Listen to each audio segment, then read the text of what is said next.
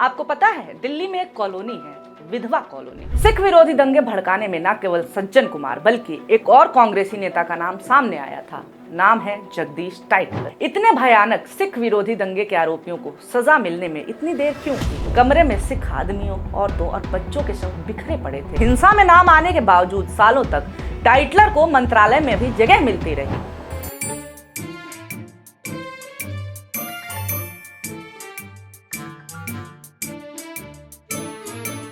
नमस्कार, मेरा नाम है निवेदिता शांडिल्य और आप देख रहे हैं मॉलिटिक्स। आपको पता है दिल्ली में एक कॉलोनी है, विधवा कॉलोनी। यहाँ रहती हैं वो औरतें जिनके पतियों को 1984 के सिख विरोधी दंगों में मार दिया गया था। बदहाल इलाका, टूटी सड़कें, जगह जगह गंदगी, एक एक कमरे वाले जर्जर मकान। इन मकानों से झांकती हैं न्याय की उम्मीद लिए आंखें। जो औरतें दंगों के बाद यहाँ बसी, उनमें से कईयों की अब मौत हो चुकी है। दंगों की गवाह कुछ चंद आंखें ही बची हैं जो बताती हैं कि कैसे दंगाइयों ने एक एक घर से लोगों को खींच खींच करके बाहर निकाला और उनको मार दिया था। यहाँ वो औरतें रहती हैं जो दंगों में बच गई थीं। इन औरतों को सुरक्षित रखने के लिए तत्कालीन सरकार ने इन्हें बाद में घटना स्थल से दूर दिल्ली के तिलक विहार इलाके में एक कॉलोनी बसा दिया। इस पूरी कॉलोनी में उस वक्त केवल महिलाएं और बच्चे बसाए गए थे। ये ऐसे परिवार थे जिनमें एक भी पुरुष दंगों में बच नहीं पाया था। इसलिए इस कॉलोनी को विधवा कॉलोनी कहा जाने लगा। इस साल इस कॉलोनी का नाम बदला गया है। उपराज्यपाल वीके सक्सेना ने कहा कि पश्चिमी दिल्ली में दुखद घटना के बाद नामित विधवा कॉलोनी का नाम बदल करके गुरु गोविंद सिंह की जयंती के अवसर पर उनकी माता गुजरी कर दिया गया है। आखिर हम विधवा कॉलोनी की चर्चा क्यों कर रहे हैं? हम चर्चा इसलिए कर रहे हैं क्योंकि अंततः इस कॉलोनी में रहने वाली औरतों को न्याय मिलने लगा है।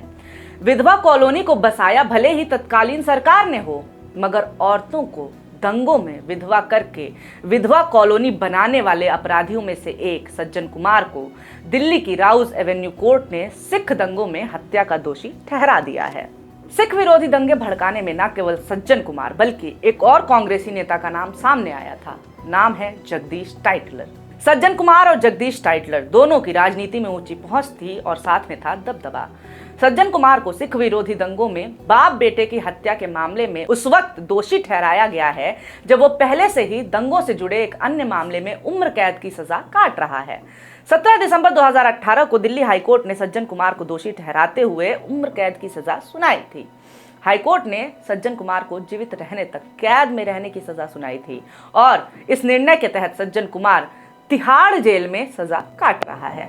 इतने भयानक सिख विरोधी दंगे के आरोपियों को सजा मिलने में इतनी देर क्यों हुई, कैसे हुई? चलिए हम ये जानने की कोशिश करते हैं। 31 अक्टूबर की सुबह थी। साल था 1984। ये वो सुबह थी जब इंदिरा गांधी को उनके आवास पर गोलियों से भून दिया गया। उन्हें गोलियों से छलनी करने वाले उनके अपने ही बॉडीगार्ड थे। ऑपरेशन ब्लू स्टार के बाद सिख समुदाय में इंदिरा गांधी के प्रति नाराजगी पैदा हो गई थी, जिसके बाद इंदिरा गांधी की हत्या उनके सिख अंगरक्षकों ने कर दी। इंदिरा गांधी की हत्या के बाद से राष्ट्रीय स्तर पर आक्रोश पैदा हो गया। उनकी हत्या हुए 24 घंटे भी नहीं बीते थे कि दंगे भड़क उठे, जिसका शिकार बने आम सिख नागरिक।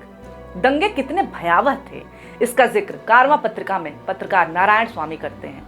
नारायण स्वामी अपने लेख खून और स्याही, एक पत्रकार की आंखों से 1984 का नरसंहार में लिखते हैं कि वो मेरे जीवन का सबसे विभत्स दृश्य था। दिल्ली पुलिस के सब्जी मंडी स्थित मुर्दा घर में मैंने जो मंजर देखा था वो ऐसा था कि मेरे साथी पत्रकार दीपांकर डे सरकार उल्टियां करने लगे थे। उस दिन मैं, सरकार और राजीव पांडे हत्याकांड की रिपोर्ट करने 2 स्कूटरों से निकले थे कि हमने देखा कि दिल्ली कैंटोनमेंट रेलवे स्टेशन में ट्रैक से कुछ दूर एक नौजवान सिख का अधजला शव पड़ा हुआ है। वहां खड़े लोगों ने बताया कि शायद वो नौजवान ट्रेन से आकर के स्टेशन पर उतरा था और बाद में उसको घेर करके बेरहमी से मार दिया गया। जब हम उनकी बातों के नोट्स ले रहे थे, वहां मौजूद एक सैन्य अधिकारी ने बताया कि हम लोग शहर में घूम घूम करके अपना वक्त क्यों जाया कर रहे हैं, बल्कि हमें तो दिल्ली पुलिस के शवगृह में जा करके हत्याकांड के स्तर को समझना चाहिए। फिर दोपहर को हम मुर्दा घर आ गए। 6 साल के अपने पत्रकारिता करियर में मैं पहली दफा किसी मुर्दा घर आया था। उसके इंचार्ज डॉक्टर LT रमानी और उनका छोटा सा स्टाफ घबराए हुए थे।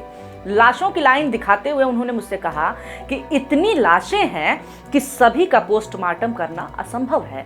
जब हम रमानी से बात ही कर रहे थे, हमने देखा कि एक अधेड़ उम्र का आदमी शवों को ठेले में ला करके ऐसे पटक रहा है मानो वो खून से रंगे लाल बोरे हों। मैं शवों की गिनती करने ही लगा था कि एक पुलिस वाले ने मुझसे कहा, तुम इनकी गिनती तो कर लोगे, लेकिन क्या तुम अंदर के कमरे में जो लाशें पड़ी हैं उनकी भी गिनती करोगे? मैंने पूछा कि कौन सा कमरा और वहां कितनी लाशें हैं, तो उसने कहा, तुम खुद ही जा करके क्यों नहीं देख लेते? पांडे, सरकार और मैं एक बड़े कमरे की ओर बढ़ गए और जैसे ही दरवाजे के पास पहुंचे एक भयानक बदबू से नहा गए। कमरे में सिख आदमियों, औरतों और बच्चों के शव बिखरे पड़े थे। मुझे बाद में पता चला कि ये लोग रेल यात्री थे जिन्हें नहीं पता था कि उनके साथ क्या होने वाला है। दिल्ली की सीमा पर उन्हें ट्रेन रोक करके जबरदस्ती निकाला गया और बेरहमी से कत्ल कर दिया गया। वहां पिरामिड के जैसे शवों का अंबार लगा था, हर तरफ खून ही खून था। तभी मेरा दोस्त सरकार उल्टियां करने लगा। देखिए, लेख बहुत लंबा है, मगर इस थोड़े से हिस्से से आपको पता चल गया होगा कि कैसे सिखों के खिलाफ क्रूरता की सारी हदें पार कर दी गई थी। दंगों में लगभग 2500 लोगों की मौत हुई थी। दंगे भड़कते नहीं हैं, उन्हें भड़काया जाता है। नेता प्रशासन मिलकर के दंगे भड़काते हैं। सिख विरोधी दंगों में भी नेताओं का नाम सामने आया था, जिनमें से 2 नाम ऐसे थे जिनके हाथ में सत्ता की ताकत थी, जगदीश कुमार टाइटलर और सज्जन कुमार। ये वो नेता हैं जो दिग्गजों में गिने जाते थे। टाइटलर को तो संजय गांधी का करीबी भी माना जाता था। जगदीश टाइटलर पर हत्या का केस चल रहा है और वहीं सज्जन कुमार दोषी साबित हो चुका है। सीबीआई ने मामले में टाइटलर के खिलाफ 20 मई 2023 को चार्जशीट दाखिल की थी। केस के गवाह बताते हैं कि जगदीश टाइटलर ने 1 नवंबर 1984 को गुरुद्वारा पुल बंगश के सामने एक एम्बेसडर कार से बाहर निकला और भीड़ को सिखों की हत्या करने के लिए उकसाया था। सीबीआई ने भी अपने आरोप पत्र में कहा है कि टाइटलर ने भीड़ को उकसाया था। टाइटलर के उकसावे के बाद गुरुद्वारे में आग लगा दी गई। इस हिंसा में ठाकुर सिंह, बादल सिंह और गुरुचरण सिंह मारे गए थे। सीबीआई ने टाइटलर पर भारतीय दंड संहिता यानी कि आईपीसी की धारा 147, 109 और 302 का आरोप लगाया है। अब आप जरा ये खेल समझिए, जिस आदमी के खिलाफ गवाह साफ साफ बयान दे रहे हैं, जिसके खिलाफ सबूत थे, वो आदमी ना केवल बचता रहा बल्कि उसने सत्ता में भी जगह बनाए रखी। हिंसा में नाम आने के बावजूद सालों तक टाइटलर को मंत्रालय में भी जगह मिलती रही। साल 2004 में जगदीश टाइटलर को मनमोहन सरकार में मंत्री बनाया गया था, मगर विरोध के बाद टाइटलर को इस्तीफा देना पड़ा।